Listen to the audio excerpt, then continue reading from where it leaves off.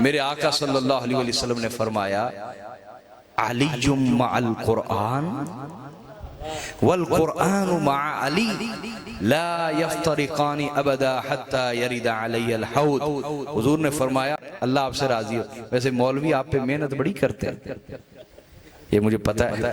میں تو کبھی کبھی آتا ہوں نا، مولوی آپ پہ بڑی محنت کر رہے ہیں، آپ کے گھروں میں گھسے ہوئے ہیں، ٹی وی کے ذریعے، موبائل کے ذریعے بڑی محنت کرتے ہیں، اپنی طرف کھینچتے ہیں.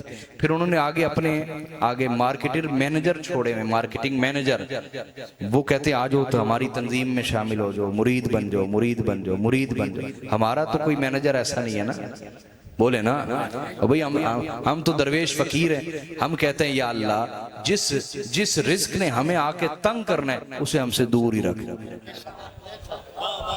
سمجھے کہ نہیں؟ اور یا اللہ ہمیں وہ رزق دے جو اچھا ہو، ستھرا ہو، نفیس ہو. کیا نفیس ہو کہ ہم پاک گھرانے کے افراد ہیں. اللہ ہمیں وہ لوگ دے جس کا حسب نسب بھی پاک ہو، خون بھی پاک ہو، طبیعت بھی پاک ہو. اس لیے ہمارے ارد گرد صرف وہی لوگ ہوتے ہیں جو پاک صاف ہوتے ہیں، جو بولیے پاک صاف ہوتے ہیں. کیا بولیے یار، ادھر دیکھو نا، لاہور گندگی سے بھرا ہوا ہے نا، مال روڈ صاف ستھرا ہے نا، تو تعریف ہوتی نا مال روڈ کتنا پیارا ہے. سمجھ آئی کہ نہیں آئی؟ وہ بھائی ہر جگہ ہے، گندگی تو ہر جگہ ہوتی ہے، صفائی ستھرائی کا اہتمام تھوڑی تھوڑی جگہ ہوتا ہے، کچھ جگہوں پہ ہوتا ہے. صحیح ہے نا؟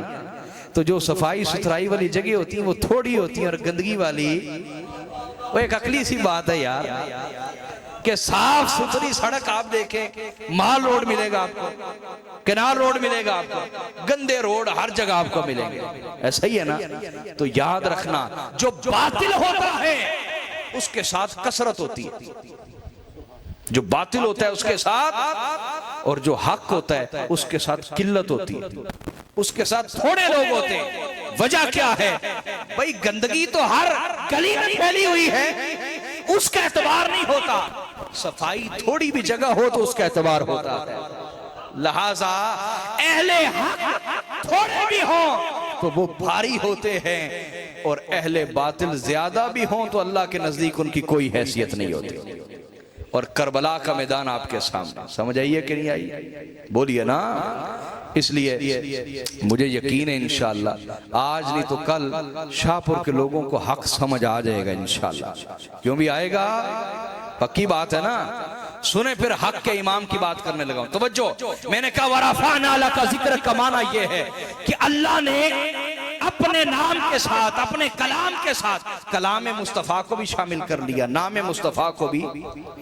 اور حضور فرماتے ہیں علی مع القرآن والقرآن مع علی. حضور فرماتے قرآن جو اللہ کا کلام ہے وہ علی کے ساتھ جڑا ہوا ہے، اور علی قرآن کے ساتھ جڑا ہوا ہے.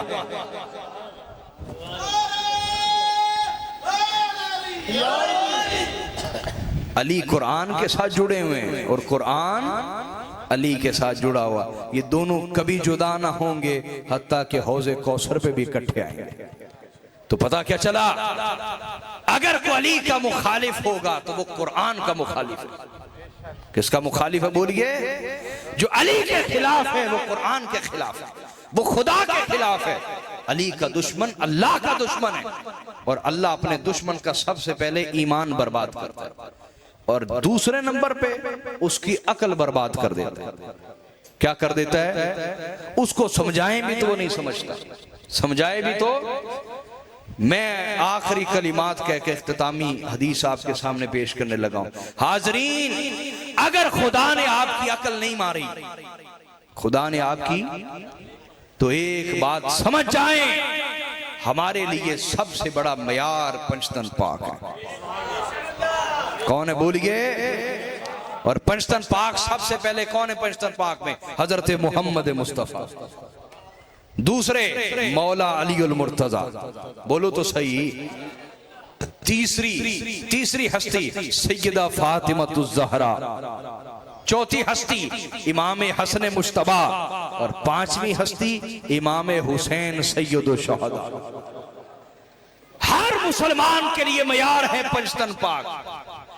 جس نے ان سے وفا کی ہے ان سے وفا کرو کیونکہ وہ اسلام کا وفادار ہے۔ جس نے ان سے وفا نہیں کی اس سے کبھی وفا نہ کرو، کیونکہ نہ ہمارا اس سے کوئی تعلق ہے اور نہ اس کا اسلام سے کوئی تعلق ہے۔ اس کا اسلام سے کوئی تعلق۔ جس نے پنجتن پاک سے وفا، بولیے، جو پنجتن پاک کا دشمن رہا یا دشمن ہے، اس کا اسلام سے کوئی تعلق، بولو تو صحیح، اس کا اسلام سے کوئی تعلق، وہ اسلام کا دشمن ہے۔ بولیے اسلام کا۔ اور میں آقا صلی اللہ علیہ وسلم کی حدیث بھی بطور سند لاتا ہوں۔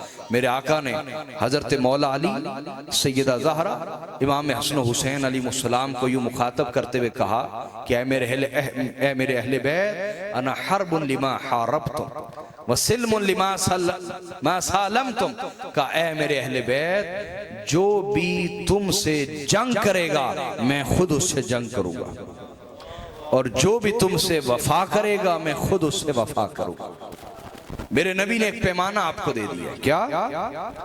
اگر خدا نے عقل نہیں ماری، ایسے پیروں سے توبہ کر لیں جو نبی کے گھرانے کے دشمنوں کے سپورٹر ہیں۔ اس پیر کی جنت میں ایک انچ بھی جائیداد نہیں ہے۔ جنت اگر کسی کی جائیداد ہے تو وہ نبی کا گھرانہ ہے۔ لہذا نبی کے گھرانے کے دشمنوں کا جو نام لینے والا ہو، سمجھ جائیں یہ یزیدی پیر ہے، یہ یزیدی مولوی ہے، یہ یزیدی خطیب ہے۔ بس کھلم کھلا یزیدیت کا اظہار نہیں کرتا، لوگوں سے ڈرتا ہے، لوگوں کے جوتوں سے ڈرتا ہے، ورنہ کھل جائے۔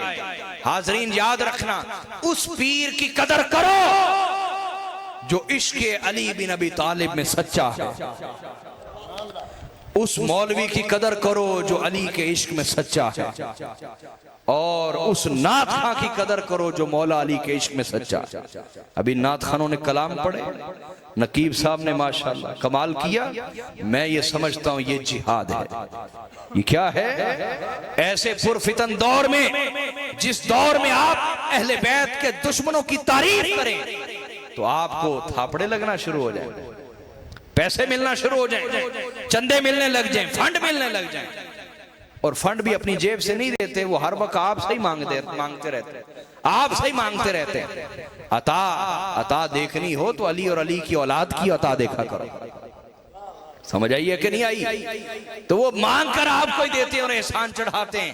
یاد رکھنا یہ بہت بڑا جہاد ہے آج کے دور میں، بہت بڑا جہاد، کہ آج کے اس پرفتن دور میں بھی آپ اپنے نبی کے گھرانے کے ساتھ کھڑے ہو۔ آپ کسی یزید سے مانگ کے نہیں کھاتے۔ کیوں بھئی، میں ٹھیک کہہ رہا ہوں یا نہیں کہہ رہا؟ لہٰذا آپ پیمانہ رکھو اپنے ساتھ سامنے۔ کیا رکھنا ہے؟ ایک معیار، ایک پیمانہ، اور وہ ہے پنجتن پاک۔ کون ہے؟ بولیے۔ جس کو بھی ماننا ہو پرکھ کے مانو کہ اس نے پنجتن پاک سے وفا بھی کی ہے یا نہیں کی۔ سمجھائیے نہیں آئی؟ یہ پیمانہ اگر رکھیں گے آپ کا ایمان کبھی خراب نہیں ہوگا۔ کیوں؟ کیونکہ یہ وہی ہیں جن کے ذکر کو اللہ نے اپنے ذکر سے ملا دیا۔ اپنے ذکر سے بولیے۔